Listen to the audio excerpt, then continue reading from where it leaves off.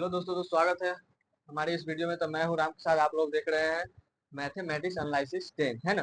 तो मैं आज बात करने वाला हूं गुणनखंड, है ना, जो कि गुणनखंड जो है बिहार बोर्ड एग्जाम मैट्रिक में जो है लगभग 2 नंबर का आ ही जाता है। तो चलिए हम इस सवाल को हम सॉल्व करना जानते हैं, है ना, जो कि ये सवाल बनता कैसे है ना, क्योंकि 2 नंबर का बात है ना।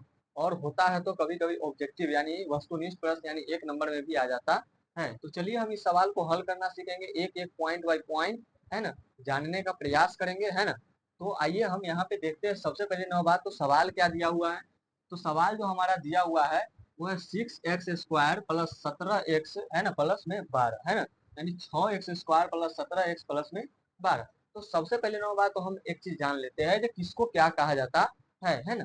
अगर हम बात करें, अगर ए से जेड तक, है ना, ए से जेड तक के अगर कोई भी लेटर अगर कोई संख्या के साथ अगर जुड़ा हुआ है तो वो कौन संख्या होगा, तो वो चर संख्या हो।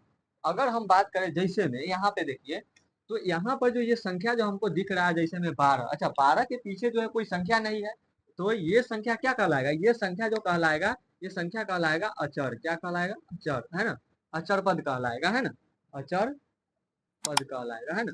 अब हम बात कर लेते हैं, क्योंकि हम आप लोगों को बताए हैं कि जो ए से जेड तक अगर कोई भी संख्या अगर कोई भी अगर ए से जेड तक जो है किसी भी संख्या में जो अगर लगा हुआ है तो वो कौन संख्या कहलाएगा, तो वो चर संख्या कहलाएगा, यानी चर पद कहलाएगा। तो जैसे में हम बात करें तो यहाँ पे हम देख पा रहे हैं कि 6 यानी 6x² प्लस 17x, है ना, इसको जो है यहाँ पे देखिए एक्स वाला है ना, तो इसको हम कौन संख्या बोलेंगे, तो ये चर पद है ना, ये कौन है, चर पद है ना, ये भी क्या है, एक प्रकार का चर पद है ना। यानी ए से जेड तक के कोई भी संख्या अगर कोई भी अगर ए से जेड तक अगर किसी भी नंबर के साथ अगर लगा हुआ है तो वो क्या कौन संख्या कहलाएगा, तो वो कहलाएगा चर पद, है ना, यानी चर संख्या कहलाएगा। तो आइए हम इसको जो है एक एक चीजों को हल करें, है ना। अब हमको जो हल करना है वो इसमें कुछ नहीं है, ये सवाल एक चुटकी में ही बन जाएगा, है ना। लेकिन आप लोग अगर देखने से पहले अगर आपको भी अगर कोई दोस्त हो, कोई अगर हो जिसको अगर नहीं आता हो, तो ये वीडियो शेयर जरूर कर दीजिएगा, है ना। क्योंकि हम इस वीडियो में जो है एकदम जिस बच्चे को साफ नहीं आता उस बच्चों को भी हम सिखा सकते हैं,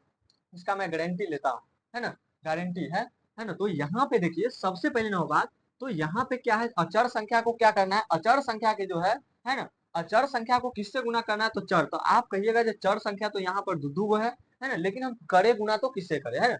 लेकिन हम यहाँ पे देखेंगे कि ये अचर संख्या है ना, ये अचर संख्या को जो है डायरेक्टली सबसे स्टार्टिंग नंबर से, है ना, जो सबसे शुरू हो रहा है ना, उससे हम डायरेक्ट गुना करेंगे, है ना। जैसे में यहाँ पे 6x² ये स्टार्टिंग नंबर है ना, यानी शुरू का नंबर, और लास्ट नंबर को जो है हमको क्या करना है, इसको गुना करना है। अच्छा, गुना करने के बाद जो हमारा संख्या होता है वो हमारा कितना आता है, बीच का संख्या तो आता है 12×6 = 72। 12 में 6 से गुना करने का आ जाएगा 72। क्या करना है, गुना करना है।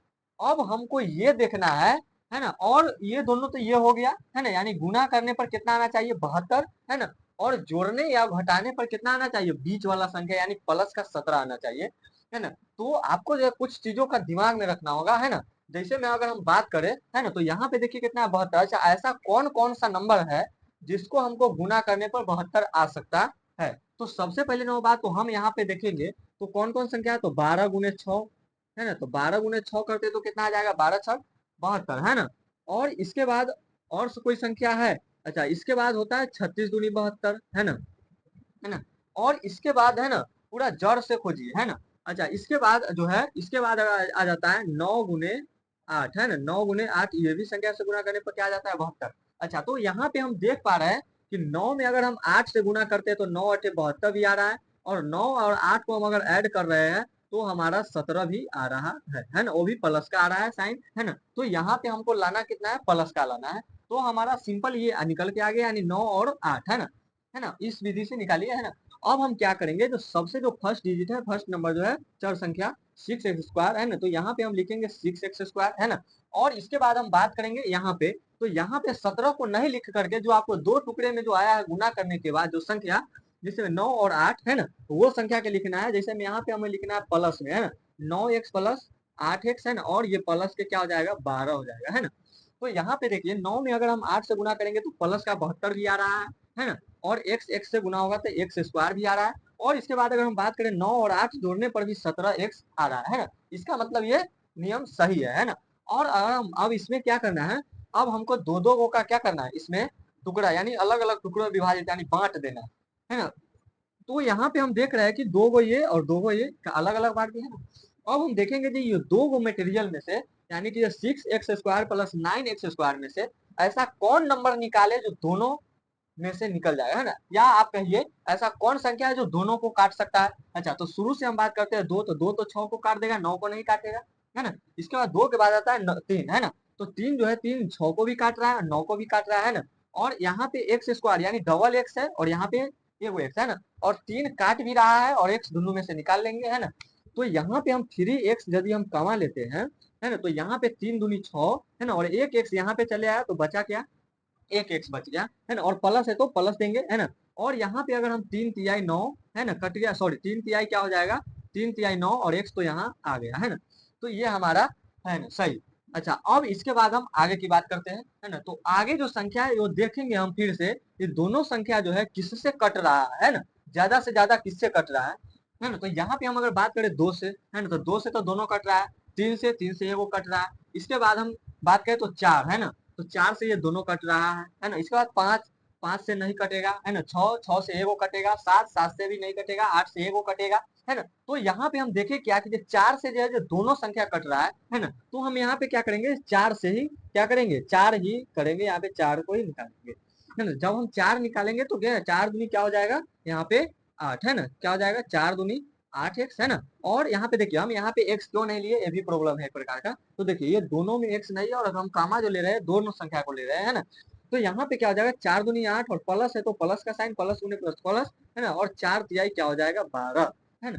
अब आप देख रहे हैं कि ये जो दोनों ब्रैकेट का जो अंदर की जो संख्या है वो दोनों बराबर आ रहा है। जब ये दोनों संख्या बराबर आ जाए तो आप यह समझ लीजिएगा कि मेरा गुणनखंड क्या है, यानी फैक्टराइजेशन जो है मेरा बिल्कुल सही है ना। तो अब हम क्या करेंगे कि ये दोनों जो कामा निकला हुआ है दोनों को हम सबसे पहले लिख लेंगे, 3x प्लस का 4, है ना। और इसके बाद दोनों में से कोनो एगो का लिख लेना 2x प्लस 3, है ना। ये हमारा सवाल बन के क्या हो जाएगा, रेडी, यही इसका करेक्ट आंसर रहेगा, है ना।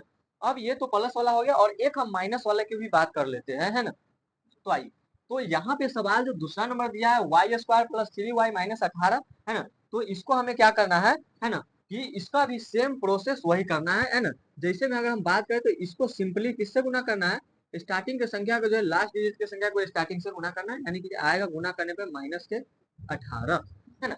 तो और हमको गुना करने पे लाना है माइनस का 18 और जोड़ने पर क्या लाना है, तो प्लस का 3, है ना। जोड़ने पर क्या लाना है, जोड़ने पर लाना है प्लस का 3, है ना, प्लस का 3 लाना है ना, प्लस का 3, है ना।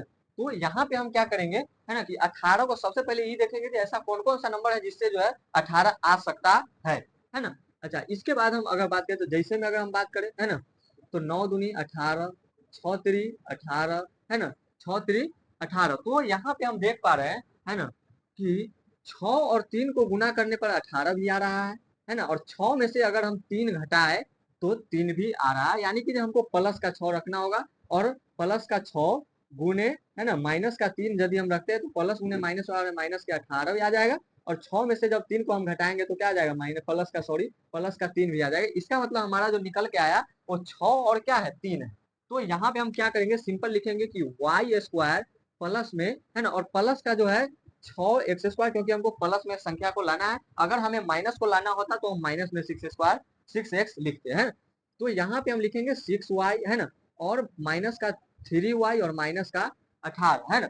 अब देखिए यहाँ पे हमको गुना करने पर माइनस 18y भी आ रहा है और जोड़ने पर जो है जोड़ने घटाने पर जो है प्लस का 3 भी आ रहा है। तो सिंपल से यहाँ पे क्या करना है, ये दोनों में से देखना है कि ये क्या कामा ले आ सकता है, यानी क्या ब्रैकेट, क्या इसमें से दोनों में से कौन सा मटेरियल है जो निकल सकता है। तो यहाँ पे हम देख रहे हैं यहाँ पे एक है और यहाँ पे मतलब यहाँ पे अगर कोई भी संख्या के पीछे अगर कोई चीज नहीं लिखा हुआ है तो इसका मतलब जैसे ABCD का कोई भी लेटर हो उसके पीछे अगर जो है कोई चीज नहीं लिखा हो तो इसका मतलब आप समझ लीजिएगा कि क्या लिखा हुआ है, तो एक है, उसके पीछे छुपा हुआ एक रहता है ना। कुछ नंबर ऐसे होते हैं जो साइलेंट भी रहते हैं, है ना। तो यहाँ पे हमें क्या करना है कि देखिए दोनों में से कौन संख्या निकल रहा है, तो y, है ना।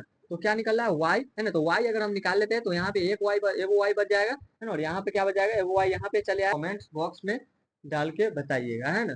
जैसे में तीसरा नंबर सवाल, है ना, x² प्लस 2x और प्लस का 1, है ना। ये सवाल को आप बना के बताइए। आई होप, मैं आशा करता हूँ कि ये वीडियो आप लोगों को समझ में आया होगा, है ना।